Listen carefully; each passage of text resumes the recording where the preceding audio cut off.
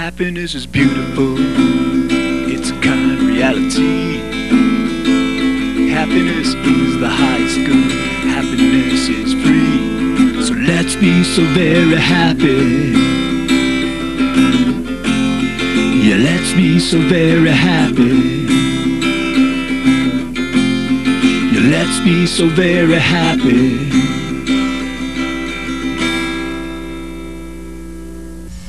Welcome to the Happiness Show. This is George Ortega. I'm here with Lionel Ketchen, and we're here to talk about happiness, because happiness is, always has been, and always will be the point of it all. Okay, today we're going to be talking about happiness and leisure. But before we start, we have a very special guest with us here today. His name is George Braz, and George is a fashion designer, and we're going to be talking about how fashion, especially color, can affect our happiness, can actually induce our happiness. George, welcome to the show. Oh, thank you. Hi, George. Hi, Lionel. How are you? Hi, George. Good, and you? It's a pleasure, being here with you guys today, and we're going to talk about the beautiful element of design, which is color. And I definitely think that color can and may and totally enhance our moods. And one of the things since way before I became a fashion designer, I always had in mind, not just for me, but for people, how colors bring us, a certain mood of happiness. It depends on the color you use. And I always try to approach in my designs, in my styles, colors. I like vibrant colors. Tropical reminds of me vibrant colors. And so when you have these colors, when you have, it's very important for me when you create fashion, it's important for me to see the fabrication, to see the colors that goes in certain fabrics, because it's how my client, it's how my customer, it's gonna look like. It's how it's gonna enhance it, his or her mood.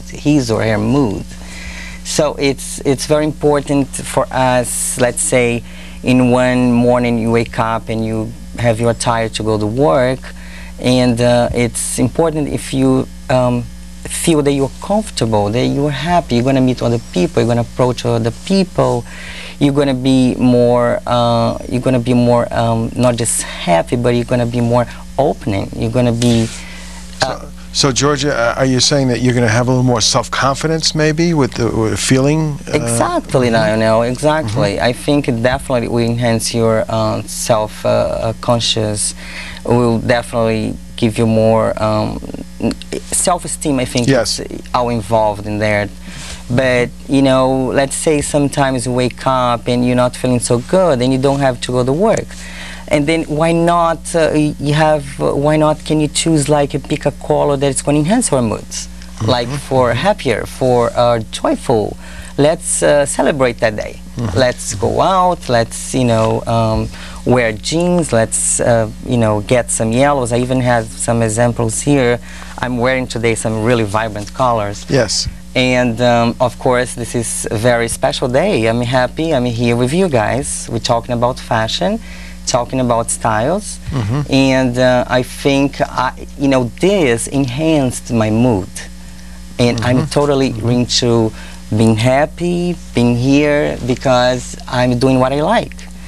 And so I think it's important for people to know that neutral colors as well, the bold colors, are very important, because we wanna coordinate colors. We want to be able to not just pick a color, but be very open about the colors. We can contrast the colors. We can have, for instance, this beautiful vibrant yellow here can go beautifully enhanced and contrasted with the black color, with the neutral. How would a yellow, what's the difference between, let's say, a yellow and, let's say, a dark blue, in terms of how we feel? Okay, the blues, you're talking about psychological colors, the blues are more like cool colors, and yellows are warmer. So the blues will bring you, perhaps if you are like more agitated, more excited, and let's say you want to be a little bit more calm, more quiet, but you still want to have that mood going on for the day. And you want to be fun, you want to be really approachable. So you can mix your yellow with your blue, or you can contrast your blue with your orange, which is your complementary color, like your adjacent color in a color wheel. So it's really nice if people, Lionel and George, can may have a chance to approach themselves with the color wheel. Let's imagine a color wheel. Let's imagine like a wavelength in light. Let's see colors, and let's explore, this beautiful element of design, which is color. Let's get our closet. Let's open the doors and let's see our possibilities. So yes. Let's enhance our moods. Right. So you're saying to a great extent that like depending on how we're feeling, we can pick a color that's going to change our feeling. That's going to, like, if we're feeling, let's say if we're feeling very kind of like subdued and we want to become more excited, maybe we pick something like the pink there. Yeah, maybe something like the pinks. Just like I was saying, the pink here. It's kind of a warm color. It's like an analogous color that comes from subduing from red all the way to pink. And the pink is definitely, that color that's probably going to enhance that imagination of yours. Like, let's have time, let's go, let's get into the mood. George, I noticed that you have orange and even yellow. Now, I mentioned to you that I felt orange was a spiritual color. Yeah. Would you say that that's... I think so. I think, Lionel, orange and purple are very spiritual colors, are definitely colors that talks to your higher self. And I think because of the vibrance, the vibe that are in the colors, the wavelength that is in orange and purples and magenta, it's really about our spirituality. It's really wonderful. Hey, George, thank you very much. This was great. Now, you're going to be joining us next week, and we're going to be talking about how different styles, affect our mood and all? Definitely. So great. Okay, so thank you very much. Thank you. Thank you, Lionel. We're going to be back after this very brief pause. Thanks. Hi, welcome back. That was probably the fastest pause break that I do on television, whatever. All right, so let's begin talking about happiness and leisure. So Lionel, why happiness and leisure?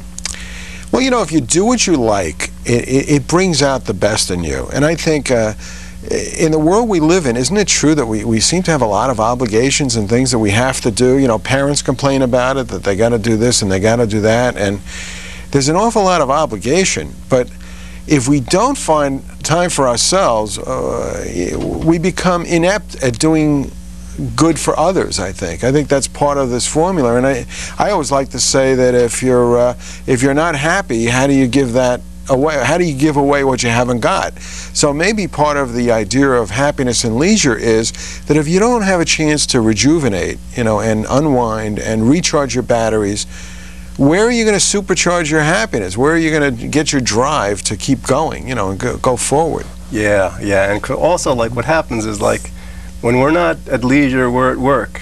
Yeah. And, fortunately, back in the late 1800s, people worked about 80 hours a week, and now it's down to about 40. So, like, we work a lot still, but we have a lot more leisure. And the idea is that, like, leisure, with work, we have to do whatever we have to do for work. It's like our activity is pretty much predicated by what has to be done. Whereas with leisure, we can decide what we want to do, and considering that happiness is a decision, that's it. Leisure gives us the opportunity to then focus ourselves and our activities and our thoughts on enjoying our time, our life, as much as possible. That's true. Now, do we go about our leisurely activities with the same substance and drive as we do the fact that we've got to work? I mean, do we handle both the same way? That's a good question, because I mean, here's a very an irony.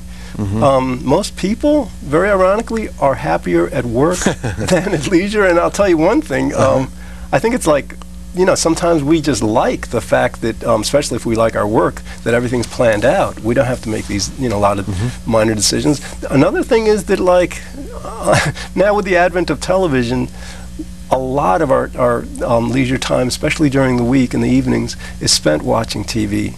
And like one of the findings, for example, is like the average mood of the average television watcher watching a situation comedy, it's like mildly depressed. And so it doesn't make sense, because we're supposed to be watching TV to enhance our mood. Right. So right. That's true. That's true. I think what you're saying is that you know, we go to work, and most of us, for the most part, you know, there is a certain amount of stress that you may encounter in a day, or at least some of us do. And then at home, I guess you put yourself in front of the television set because you just want to veg out, you want to eliminate stress. But is sort of hypnotizing yourself into this state really eliminating stress? Or as I think you're alluding to, is leisure something that you can plan a little more actively for and do something that involves you carrying out some plans, whatever it might be? And there's probably many. We could talk about some other things we could do rather than call leisure sitting in front of a television set. Exactly. Yeah, because then we can tie this in with the fact that other people are, for most of us, our main source of happiness. You know, we're generally happiest when we're with others, with our significant other, our family, our friends. So then a lot of this planning, I think, should include other people. I mean, like, you know, sometimes it requires a bit more energy. You know, it's not as passive as just watching a screen and having information be cast at you, but the payoff is so much greater. So that yeah, when we plan out our leisure, if we're really in touch with the idea that that other people can help us enjoy our leisure much more, then we'll make those plans. We'll just, you know, just as we plan out our work days based on the work that needs to be done, we can plan out our leisure on the people in our lives. Yeah, that's very true. And a lot of times it's a lot easier to just sit down in an easy chair, put the TV set on, and, you know, grab a bag of peanuts or something and a soda or a beer or whatever, and that's it. You know, next thing you know, you're sleeping or something. But then you're getting up for work. And was that really a leisure time activity? Was that a de-stressing thing? And as you're talking about spending time with other people, I'm sitting here thinking about the Happiness Club that is now, you know, around, we have a Canadian chapter now, so we're international with happiness. And there are people, once a month, if you live in Fairfield, Connecticut, you can come to a free Happiness Club meeting. But you know what that means for people that go to a meeting? It means they're giving up their television set. They're giving up staying home, but what are they gaining? They're not only gaining information about happiness and keeping the practice of happiness foremost in their mind, but another thing that's happening is the chance for them to meet other people. And I mean, I get phone calls from people that have just moved into town. They may be retired, they may be younger, but they'd like to meet a few people. And I tell them, well, listen, this is a great opportunity to meet other people and say hello, and hopefully some like-minded people that can spill a little happiness over on others. And I think that's a nice activity to have, is an activity where you get out of the house, you meet other people, you share yourself, you find commonality, you converse, you express yourself. That's a real leisure activity that has tremendous payoffs, I think. Yeah. And let's talk about two things: leisure and pleasant feelings, and then leisure and sometimes the idea that a lot of us, when we get home from work, we're a bit tired. Okay, so in general, like, they found that that when we're experiencing pleasant feelings, that's what happiness is about, and that we can create these pleasant feelings by doing what we like. A lot of times they recommend, as a way of becoming happier, to really think about what is it we like doing most. For some people, it actually may not have to involve people. It may be like, you know, playing an instrument, reading books. Okay, so the idea is doing what we like. But then, again, returning to the idea of people and the world around us, yeah, studies show that when we go out, when we leave our home and we're around people, that will generally lift our mood. You know, so obviously the more we're out, the happier we'll feel. And now here's the rub, here's the challenge. When we get home from work, we're tired. Okay, so we need some downtime, we need to eat, maybe relax and all. But, you know, it's like with exercise, if we go through an exercise program, we develop week after week more strength, more endurance, okay, so that what seemed fatiguing initially, after a while doesn't have to seem fatiguing. So this principle can apply to leisure. If we find that initially we're too tired to go out and be among people in the evenings after work, if we have ourselves do it, you know, just day after day, week after week, we'll find that after a few weeks, a few months, that it'll become easier and easier. We'll have that endurance, and at the same time, we'll just be feeling so much more pleasant throughout our evenings. Well, George, as you're sitting there describing all of this, I've got to testify that you're right, because I've been doing this in the last number of months. You know, it's been a cold winter. I have not used that as an excuse. I've gotten myself home after work, and then after dinner, rather than sitting in front of the television set on a cold night. In the beginning, this was very difficult to do, but as I did it steadily, I got up, drove to a mall, which I'm fortunate enough to have very close to my house, and it's a great mall for walking indoors. And I'll just walk for an hour. And I've got a little pedometer that tells me how many steps I've taken and what distance I've traveled, so I'm not fudging it.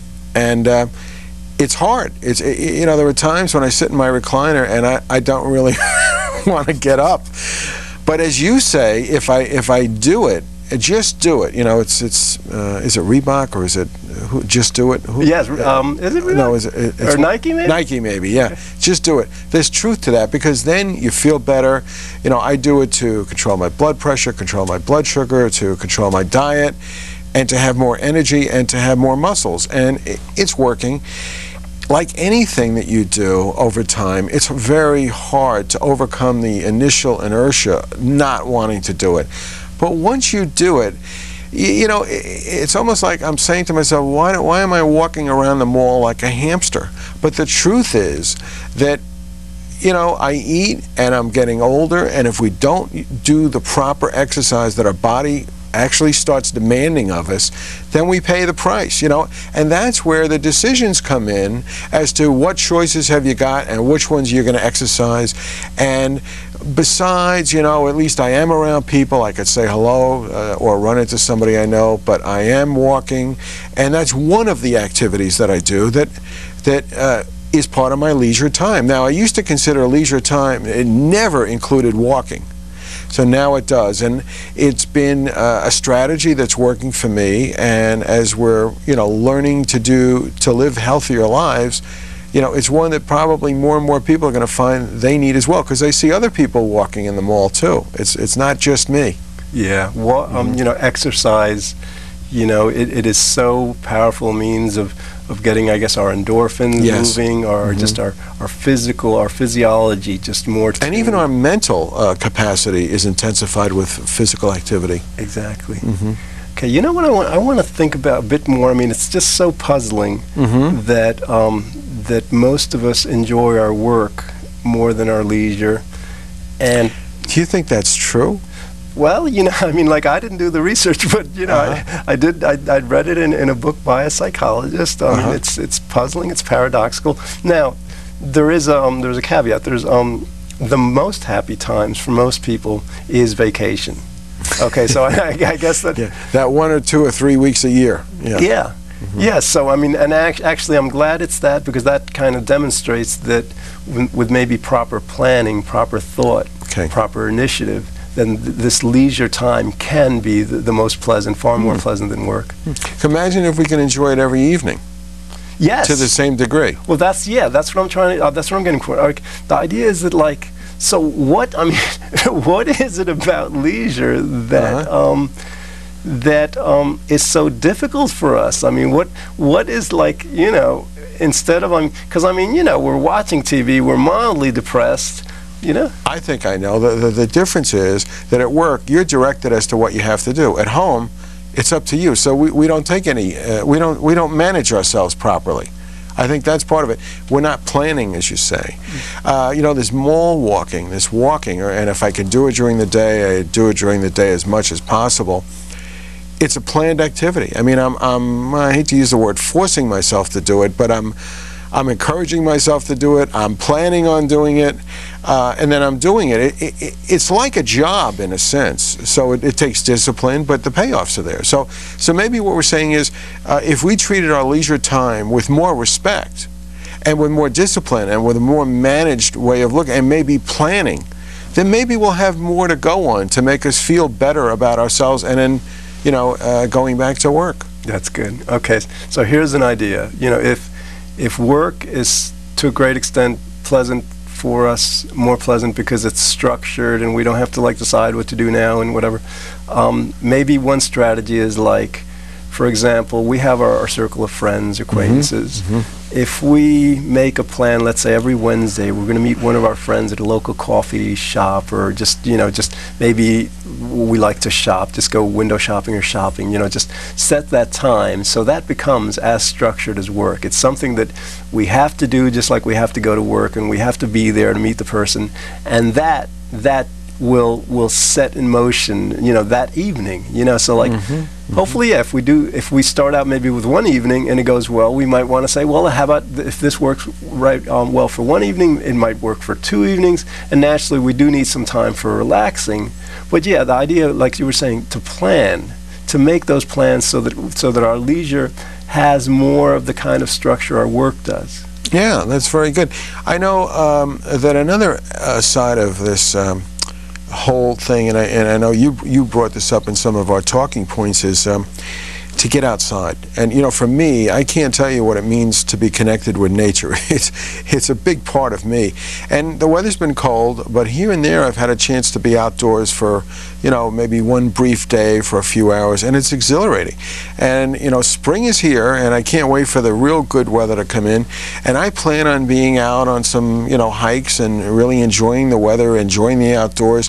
And that's certainly leisure time for me. It's mixed. It's a mixed feeling of physical activity, being with someone else. I'll go out for a walk with my wife, and, you know, we'll get in a car and go to some natural preserve or something and really take a nice long hike.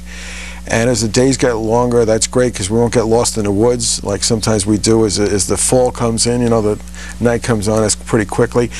That's fun, but you feel connected to nature.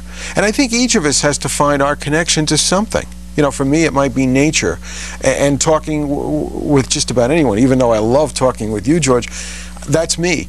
Somebody else has to find out where their, you know, where their passion is, and just do it.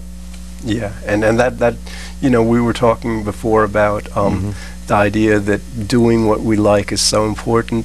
And then what happens, though, is, like, a lot of times, I mean, it's not taught in school. I don't think our parents ever sit us down and say, well, listen, you know, you've got to really think about what you like and, you know, really understand it, you know, and then do it. It's true. So, all right, so I guess we have to do that ourselves, you know, just sit down, you know, with a piece of paper. What is it? Because I even do this, like, sometimes I'm talking with a friend. We're trying to figure out where are we going to go, right? What are we going to do this evening, right? Right. And, like, then it'll dawn on me, like, hey, there's this place, this coffee house in Rye or something, right? And I'd forgotten about the place, or different things to do, or you know, going to a museum. And so the idea, yeah, is, like, taking the time to just go through what it is that we really like, because a lot of times it just doesn't come up. And then the second part is to just recognize how important it is to do those things. In a sense, George, wouldn't you say that we're putting ourselves last? Or maybe not putting ourselves you know, at all. In other words, you go to work, you know what you have to do, but we don't treat it as a must. You know, we don't treat it as something we tell ourselves we need to do, that we should do. You know, we're very ready to do the other things, the commitments, but maybe we should handle this as a commitment. Yes, yeah, you're totally right. You're totally right. I was going through a list of happiness quotes by different individuals, and a few individuals just mentioned the idea that happiness should be a responsibility, a moral responsibility, just like we should feel responsible for making a living and doing whatever work we have to do. That, I mean, what's more of a responsibility than feeling as happy as possible, as much as possible? That's true. And if that requires, you know, just getting out, seeing friends, planning our time, then yeah, it should be a moral responsibility. An obligation, I think, and one with tremendous payoffs. You know, we get a payoff for going to work, but we don't realize the payoff that we're getting by being good to ourselves, by thinking about ourselves. And you know, the other good thing about the leisure activity is there is an opportunity to include someone else or other people. And if you do that, if you're the kind of person that wants to include others in that leisure activity, that's even better if it fits in with the way, you know, you are as a human being. I think that's it. It's a plus. Oh yeah, it's amazing. Like with other people, I mean, I'm trying to, like, I've got a special friend that I talk with about this, and we're trying to figure out what is it about, like, being with another person that just generally makes it so much more pleasant than just being alone. I mean, it's like the stimulation. Like, for example, right now, you say something, it makes me think of something, I say it back. It's kind of like a back and forth, you know, exchange of ideas and feelings and sharing and all. Right. And then, so it's good to know that, because other people are so important for that. And then along with that, then we have to figure, like, well, if other people are our main source of happiness, for some reason, we're not with other people all the time. So what is it that, you know, what kinds of things that we do that we can, like, understand, perhaps overcome, that otherwise would prevent us from being with each other as much as we can? I don't know. Maybe it's just us. You know, I mean, certainly there are some people that we would want to surround ourselves, and maybe there are some that we'd prefer not to be around that often, but you know, that's the way it was. Now I ask myself, being here with you now, is this leisure time or is this work time? Which one is it? Oh, there's leisure. There's definitely leisure. That's how I feel. Oh yeah. So maybe that, you know, how can you do a show on happiness without truly being happy and in love with what you're doing, right? Oh yeah. I mean, you can't do a show like this unless you loved what you were doing. Oh yeah. So maybe that's the key. The key is to do something that you love to do, find it, and do it. I mean, it's that simple. Sounds great. Okay, thank you. All right. Well, that's all we have time for today. Thanks for watching. In the future, we'll explore other topics designed to help us better enjoy life. Be good, think well, feel very happy, and I hope you'll join us again next week here on The Happiness Show. Happiness is powerful. It's our underlying need. Happiness is why we live each day. Happiness is destiny. So let's be so very happy. Yeah, let's be so very happy. Yeah, let's be so very happy.